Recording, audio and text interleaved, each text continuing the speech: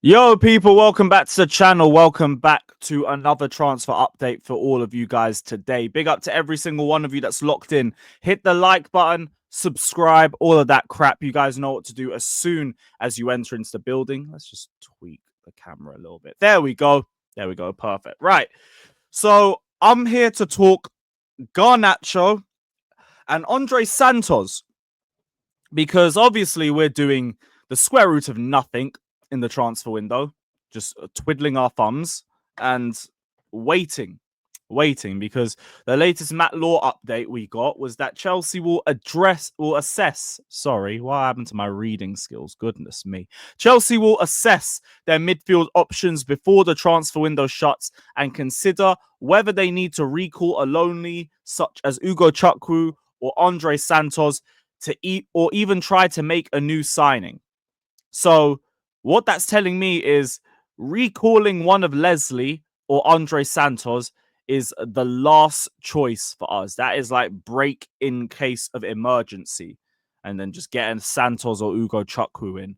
Probably Ugo Chukwu because we own Strasbourg. We kind of need to keep him over at Strasbourg. But I'm going to touch on that in a minute or two quickly. I just want to go through this update. So apparently we are still looking for a midfielder. There was talks about Douglas Luiz, but it seems Juventus are looking for more than what we're willing to pay right now. They want either a loan with a loan fee and an obligation to buy afterwards, or an option, while Chelsea are literally just looking for somebody to like keep things together until the end of the season, and then you can just go away and go do your thing and enjoy your career, and all the best to you.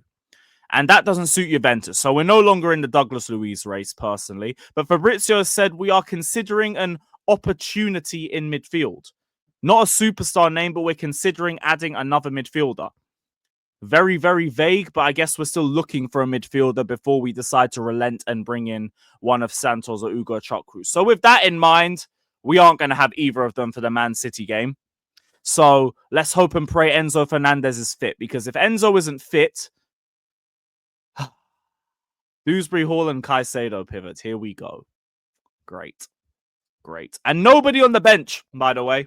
Nobody on the bench, unless we decide we're going to put Vega or Casadei back there, even though we're trying to get rid of the pair of them. Same energy with Chukwuemeka. All of them have had very limited minutes for us, bar Renato Vega. So it doesn't really put us in the best position, but here we are. We know where we stand with Santos. We know where we stand with Ugo Chukwu. They are just going to be depth options. I mean, they're going to be last case situations for us. That's it. Worst case scenario, even though that is probably the easiest scenario for us. But here we are. Just to talk on Andrey Santos, though, because this is what like the bane of this video is meant to be about. I have seen this cause a lot of fear within the fan base. Several clubs have contacted Chelsea for Andrey Santos. Bayern Munich are keeping an eye on him ahead of the summer. He is very much in their sights. Milan are also following him, along with other Premier League clubs. And this is causing a lot of fear within the fan base, because we know what our model is. We know that it's about just bringing in youth products and trying to sell a good chunk of them, ideally keeping the best within Chelsea's team. But with the poor window that we've had, the poor 2 windows that we've had, there's been a lot of eyes on this entire Andrey Santos situation, because we're just refusing to bring him back, even though the team clearly is dying for him in the squad right now. With that in mind, with also in mind that like we're keeping him there because it's beneficial for Strasbourg over for us, there's a bit of a worry that if we don't see him as someone crucial to our team now, who's to say we don't have that same feeling in the summer, and if we get a bid that's decent enough, we let him go. And that's worrying a lot of people, and I don't blame people for thinking that way either. Simply because the sporting directors have been crap. They've been crap over the last year. And now we're all rapidly starting to run out of patience with them, and we don't trust them. So I don't really blame people for thinking that there's a potential that it could happen, but I want to be very clear on the word potential. Maybe we could end up selling him. But from what we've already heard from the likes of Fabrizio Romano, about this situation throughout last summer and even throughout the season, all we've heard is that Andrey Santos is going to be a key player for Chelsea in 24-25. All we've heard is that we are loaning him out, but we have huge plans for him at Chelsea in the future. So I wouldn't run with that narrative just yet. Now, be wary of it. I really don't blame people for being wary about it. I completely get it. I completely understand because we kind of need him now. We need him right now. If anything, like here's another one that we got even from The Athletic. Just while I'm looking. Chelsea are not interested in selling or loaning Andrey Santos next season.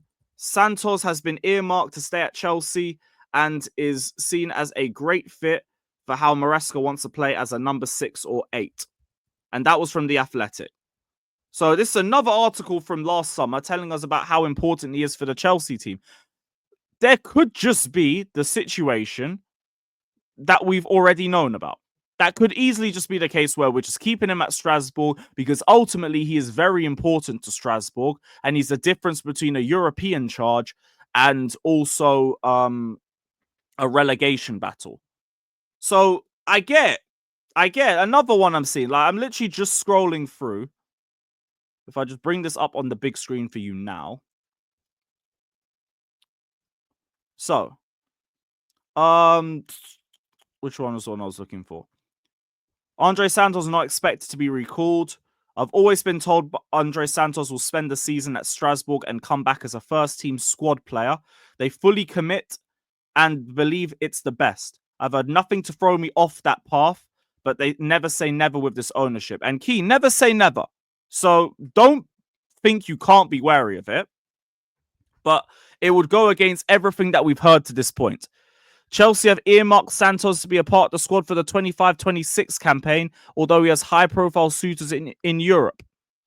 So the main aim is for him to be a part of the Chelsea squad next season. So I still wouldn't be too worried. But Clear Lake are on big fraud watch. The sporting directors are on big fraud watch. Andrey Santos and also Garnacho massively could tip the scales either for Clear Lake or away from them. So don't let a player of that talent go without us even being able to see a minute of him in the Premier League. Ridiculously poor decision from them if they do it. But it's a big if. So I, again, wouldn't worry myself too much if I was any one of you guys. But just to round out this show, latest Garnacho update, because I saw everyone talking, Garnacho bomber at the end of my stream and everything like that. I don't know. In fact, I wanted to bring this up too, just quickly. So Levi Colwill was another one that we were told was going to be flipped. He had interest from Liverpool and PSG over the last 2 seasons. But we stuck to our guns. We gave him a long-term contract. We've always been told he's a key part of our plans. And he is basically our starting left centre-back. So again, there's a good chance that Santos stays. But just bringing in this Garnacho news quickly to round things out. Concrete possibility. Chelsea are really considering making a bid. They're really thinking about it. The value is 60 million. Chelsea could make a bid in the next hours or days. Let's see. So this could get dragged out for a while, guys. This could really get dragged out. Now, obviously, you lot know my stance on this. Keep him as far away from my footballing institution as possible. I know he's 20 years old. There's still a lot of room for him to grow. I don't need another winger who needs room to grow. I don't need that. Especially with someone whose base level is as low as Garnacho's. I don't need it. None of us need this. You've actually managed to unite the fan base against this sort of transfer. So, fair play for that one. But part of me is worried that Chelsea are hoping to wait United out until the end of the window and then see if they can try and find a more favorable transfer fee to agree on. Which, if that's the case, oh, brother, good Lord, help us, please. Please, because that'll be enough for me to start like cussing these men out all the way to the ends of the earth and back. Napoli inquiring about Adeyemi as well isn't anything to worry ourselves about. Just because they go for Adeyemi does not mean Garnacho joins Chelsea. It could easily mean he ain't joining us and he just stays at Man United, just like that. So, see how it goes.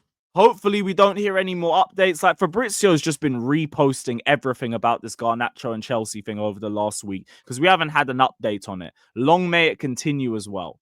But I wouldn't concern myself too much about that one. Let me know your thoughts down in the comment section below, though. Big up to every single one of you that's locked in. Hit the likes, subscribe.